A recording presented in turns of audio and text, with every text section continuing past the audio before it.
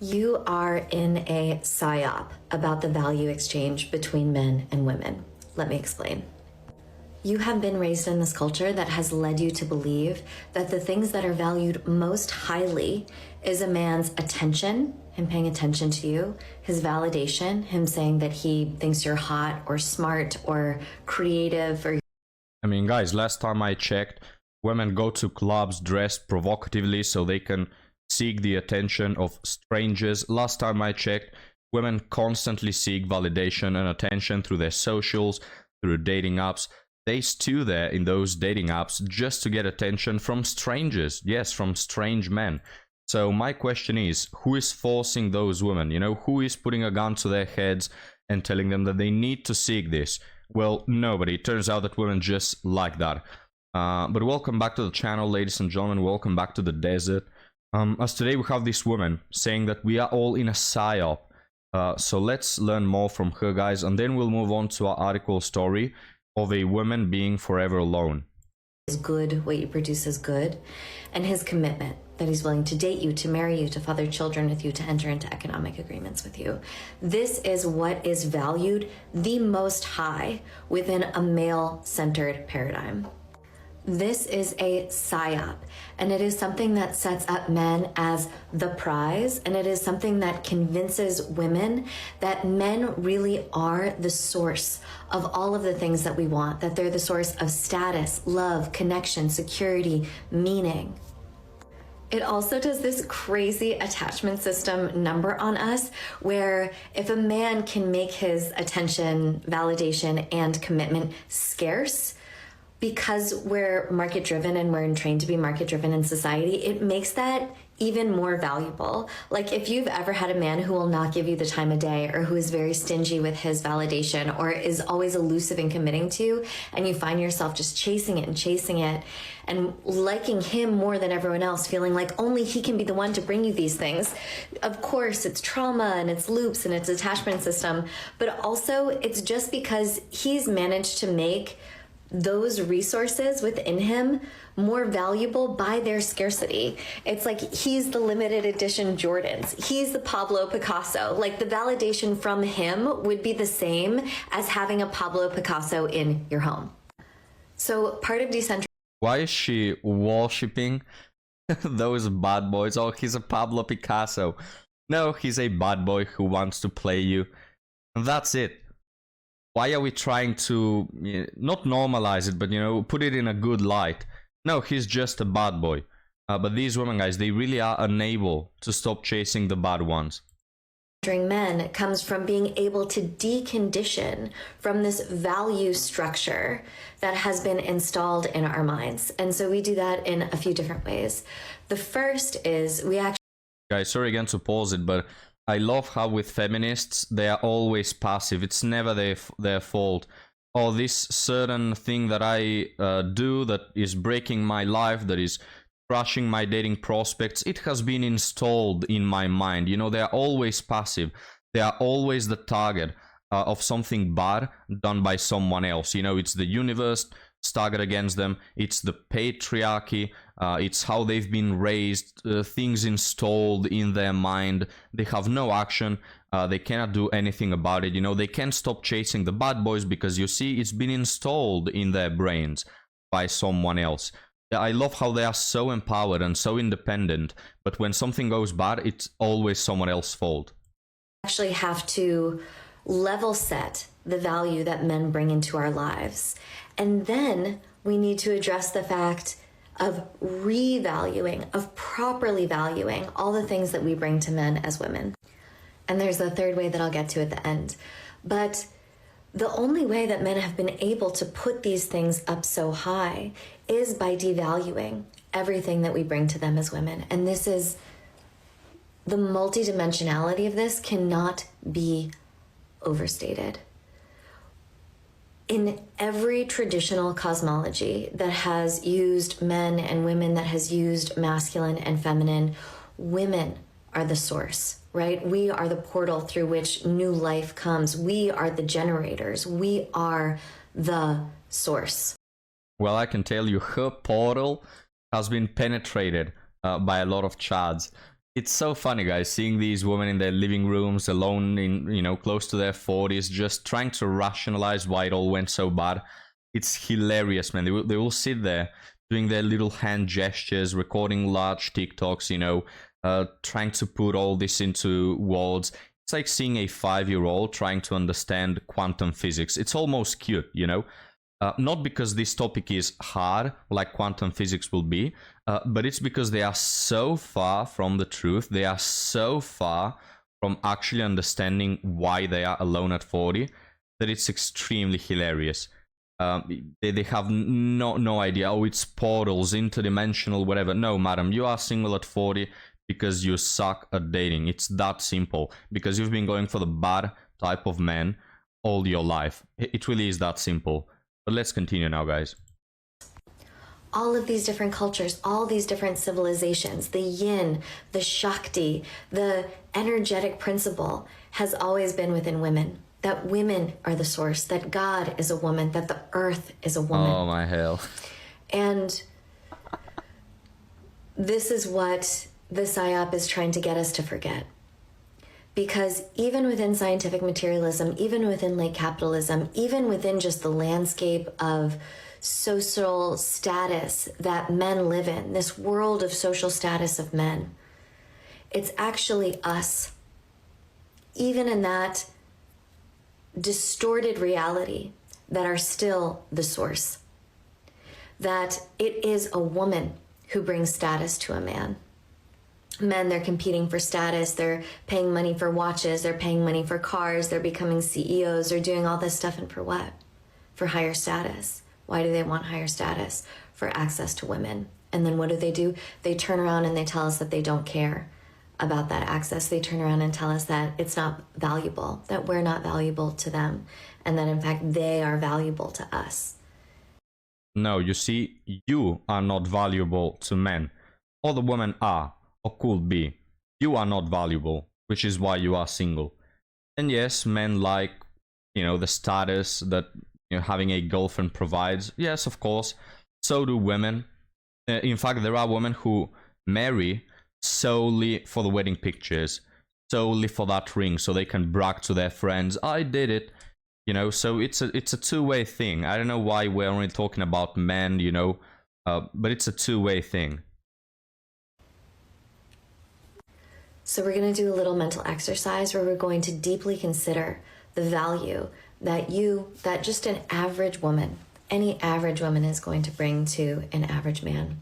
So let's look at the eternal markets of health, wealth, and relationships. The eternal markets of health. What? Oh, let me just throw in a bunch of technicalities so I can sound smart. Then you boil it down and she's talking absolute gibberish. But gentlemen, let's do an exercise. Why not? You tell me how the average woman in today's day and age will benefit your life. Write a comment down below, guys. Just tell me, I live in the USA and the average woman can provide this to my life. Or I live in the UK and the average woman in the UK can provide this to my life. But only good things, guys. Don't mention, well, she can provide me with divorce. She can provide me with stealing my children. No. Name something positive, alright? The only thing I can think of the average woman is S3X occasionally, when she feels like it. That's the benefit. That's as far as it goes, And you can already get that without being in a relationship with these harpies. So, I don't know, doesn't sound like a very good deal to me. There is study after study after study that the happiest group of people are men with a woman in their life. That they live longer, their hygiene is better, their teeth is better, they have more nutrients in their diet, their home is more beautiful, that they literally live longer. How much value is that? That you live longer, that you have a better quality of health, that you have a better quality of life. Let's look at relationships. That men who have a woman in their life have better relationships, richer relationships. They get more access to relationships because... Okay, I'm gonna stop her right here. I don't know where she's taking those studies. I agree that a good woman can, benefit a man in such a way. but the average woman cannot, all right? We're talking about the average woman here. We're not talking about that 1 in a million woman who happens to be good. And I'll tell you what, 70% of divorces are initiated by women. So can you explain this to me? How in the hell do women benefit a man by prolonging his life when they don't even make it to the end together, right? They don't even make it till the end. You women, the vast majority of you, just file for a divorce. So where are you taking those studies from? No, you're not gonna benefit my life and prolonging my life. Mostly because I'm immortal. But even if I wasn't, you're probably gonna divorce my ass before I, pass away of old age. So you see, it doesn't apply. We're trying to put women like they are the saviors, guys, like they are angels, like they are Jesus Christ in our lives. No, you really aren't. You are a liability. And aside from providing headaches, I don't know what this woman in particular could provide to any of our lives. Because they get to benefit from her social circle, from all the goodwill that she's invested in her relationships. He is getting that. Yeah, guys, you're getting that value. You're getting the value of her best friend, Becky, who is a divorced 40-year-old trying to get all the women who are married to divorce too. You're getting all that value you're getting, guys. Value. There are so many men who I know that because of the woman in their life, they have reached out and reconnected with old friends.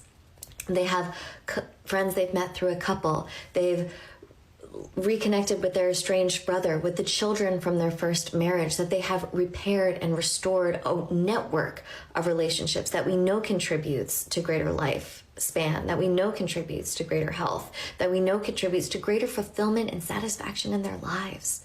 Not to mention they get a relationship with you that is not only about sex, that is not only emotional. I mean, these things are like tropes for a reason, right? That just an average woman with a man is going to be his life coach, his therapist, his health coach, his cheerleader, his editor of his things, his legal counsel, his whatever. He gets you. It's like a snake. It's like a snake sales. Well, what was it, guys? What was the term? Snake oil salesman. There you go. Trying to sell us all. Hey guys, go get married. It's so good. You're not gonna regret it. You get a life coach. You get a health coach. No, thank you. I think I'm gonna pass. And it's true, guys, that most women, again, yes, most men want a woman. That it's a trope. Saving the princess. That is the most probably used trope in history writing, because men want those things. They want to conquer a woman, but there you have the problem again, that most women nowadays, guys, they're not the princess, they are the dragon. Nobody is willing to save the dragon, all right? Ain't nobody wants this deal, all right? Hope that's clear. Not to mention all the things that you're doing for him. He gets to bask in your radiance. He gets feminine energy in his life. Do you know how touch-starved men are? How lonely they are? How hard it is to be in boy world with all of its competition and its hardness and its meanness and its... Yeah, it's true. We're not gonna lie. It's hard. But then again, you're not the solution to that, which is why men have opted out of dating.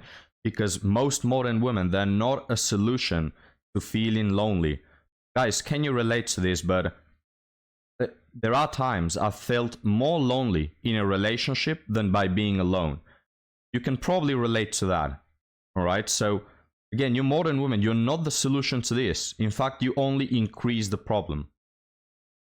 Isolatedness and its tendency of creating otherness and its lack of that depth and connection and emotionality, boy world is hard. That's why they need us in their life. That's why they love that feminine presence, that warmth, that touch, that grace, that beauty in the home. You're making their life beautiful. You're stopping them down and bringing them into the present moment. You're getting them up off of that futon on the floor, playing video games, barely talking to the men in their life for years at a time. That's so much value. Now, let's talk about wealth. Because there's also study after study. Well, first, let's start about this. We're talking about what you bring to a man in his life. Do you know how many women I know who, because they were dating a guy, he went back to school, that he chose a career, that he advanced in his career, that because of her, he has a career, and then study after study that shows that men who are committed to women, who have wives, who have children, who just even have a girlfriend, get promoted, get paid more, get more respect, get more status. I'm going to make another video, but I just want you to stop and really think about these hundreds of hours of labor that you do, hundreds of hours of value that you bring, enriching a man's life. Again, I feel like I've been stopped on the street and someone is trying to sell me some bullcrap that I don't even need for my life. And they're just out here talking word salads to try to convince me, you know. But the thing I was thinking about, guys, is it's so interesting, but women are more easily brainwashed than men. I don't know why in particular. You could say because men are more intelligent, but I'm not going to go in that direction. But women are just, like, for example, this thing she mentioned about, oh, men who are married, they go back and get a career. I don't need a career. I mean, I already have one, hasn't served me for anything, you know. The college has become a scam. Most of these careers have become a scam. Most people who strive in life, they don't strive because of their careers. And most people who have careers, they don't serve them nothing. You know, and men have realized this. Most men I know realize that university, college is a scam. It's a waste of time and it's a waste of money. But women don't, guys. Like the average woman, it doesn't realize that. She still thinks that a university degree will push you in life and do all those things for you. I don't know why. Why are you so naive? I simply don't get it. Don't you see the amount of bullcrap careers that there are that serve you nothing, get you nowhere, push you in no way whatsoever? Don't you see that? But again, you have these women and the first thing they mention about themselves when trying to impress someone else is, I have a degree, I have a degree. I don't know why they're so naive. And what you get in exchange for that, it is his attention, validation, and commitment. And a lot of times with a lot of these men, they're not even able to make good on that promise. That they don't commit and they don't nurture the container of that commitment so that it deepens and flows and is healthy and is functional. They don't provide the validation of really seeing you, loving you, and supporting you. And they don't provide quality attention. And so if you're just looking at this exchange, I want you to start doing this thing of just not devaluing them, because I don't think that's the point of decentering men, is to continue some battle of the sexes. But I think that that devaluing that you see here in the decentering men conversation is because women are finally seeing clearly what they're actually getting from men.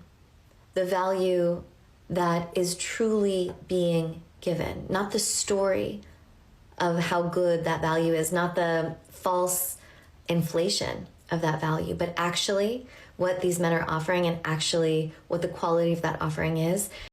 Okay, so let me get this straight. You women want to decenter men because you have realized how little they provide, while on the other hand, you have women here, again, just the equivalent of Jesus Christ, you know? From our perspective, though, let me break your narrative a bit. I can also sit here and talk word salads for 10 minutes about how men provide energetic and kinetic value and portals and all this crap.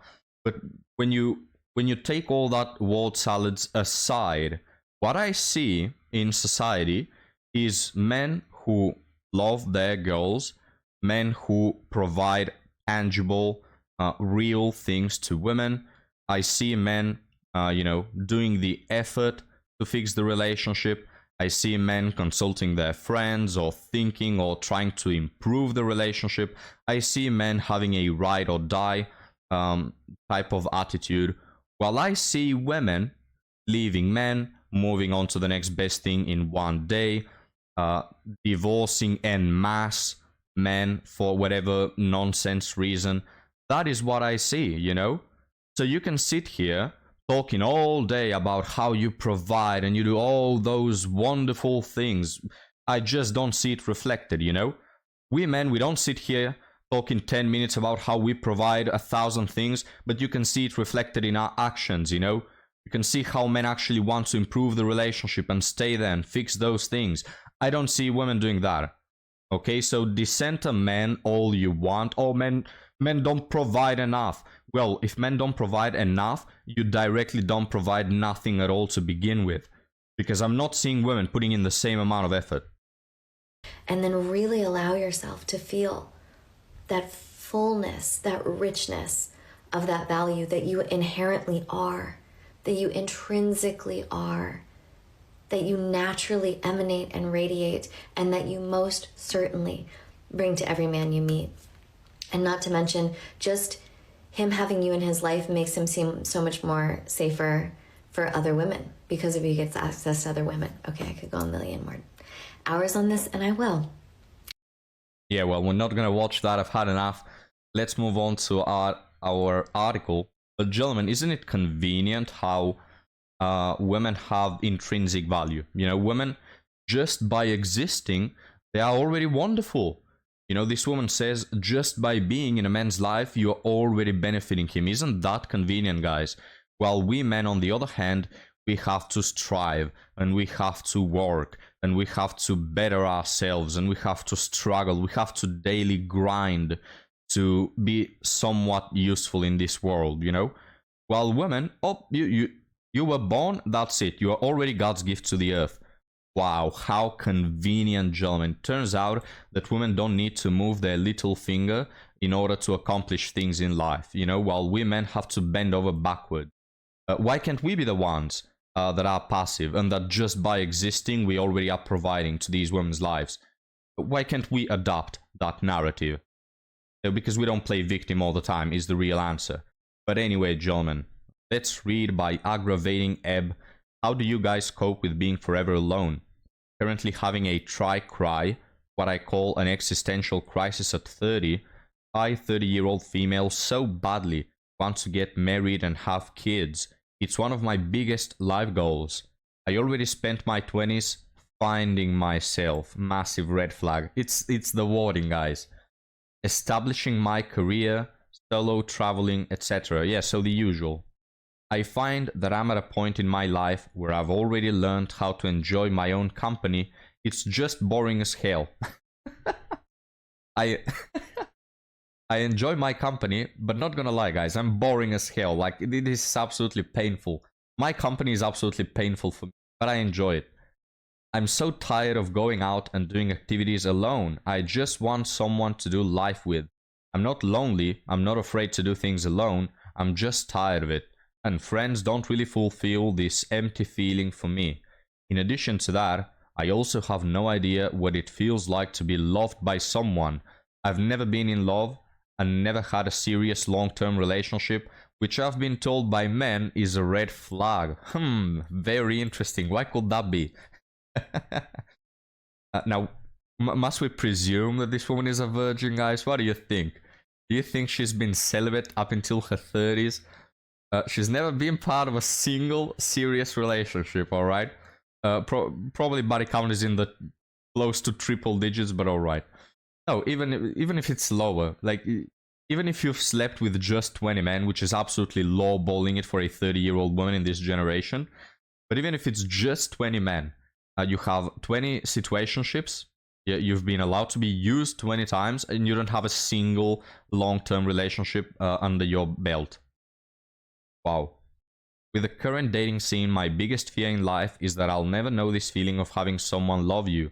How do you guys cope with physically being alone and feeling like you'll be alone forever? Wow. It's hilarious. Well, guys, why don't you wife her up, you know? Just put on the pink glasses. You know, the fact that she's been passed around, the fact that she's run through, the fact that she has a lot of mileage and baggage. So what, Hidan? She needs love. and I'm a white knight in shining armor, so I'm gonna provide her with my love. I'm gonna cure her. I'm gonna heal her, you know? Because she's found herself, Hidan, now she knows what she wants. Now she's no longer willing to sleep with all those chads. Now she wants real love.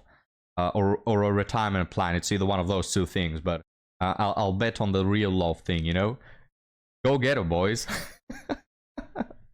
Anyway, guys, we're leaving today's episode there. Thank you for joining me and Ampu. Thank you for making Ampu smile, seeing your presence. Just like the woman from the TikTok said, what was the wording?